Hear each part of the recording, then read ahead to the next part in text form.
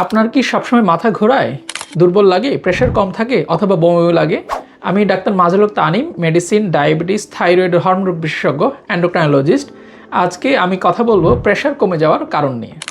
অনেক সময় আমাদের কাছে রুগীরা আসে যে বলে আমার সবসময় মাথা ঘোরাচ্ছে, প্রেশার কম থাকছে বা বমি লাগছে বা দুর্বল লাগছে।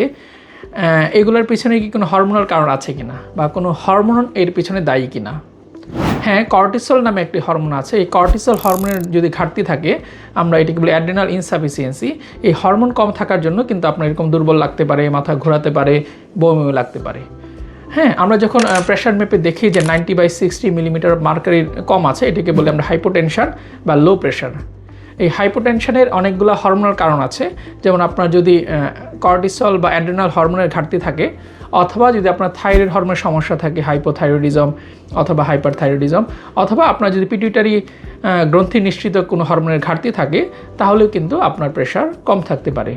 এছাড়া যদি আপনার ডিহাইড্রেশন থাকে বা পানি শূন্যতা থাকে, বা আপনার যদি রক্তে হিমোগ্লোবিন কম থাকে, বা আপনি অতিরিক্ত পরিশ্রম করে থাকেন, তাহলেও কিন্তু আপনার প্রেশার কমতে পারে। আমার আজকের এই ভিডিও করার উদ্দেশ্য হচ্ছে যে এই প্রেশার কমে যাওয়ার কোনো হরমোনাল কারণ আছে কিনা এবং হরমোনাল চিকিৎসা দিয়ে সেটি উন্নতি করা যায় কিনা। কারণ যদি কর্টিসল হরমোন কম থাকে, সেটির কিন্তু ট্রিটমেন্ট আছে। সিম্পল একটা ওষুধ আমরা দিয়ে দিলে কিন্তু আপনার আর এইরকম প্রেশার কমবে না, আর এরকম বমি ভাব বা দুর্বল লাগা সেগুলো কিন্তু কেটে যাবে।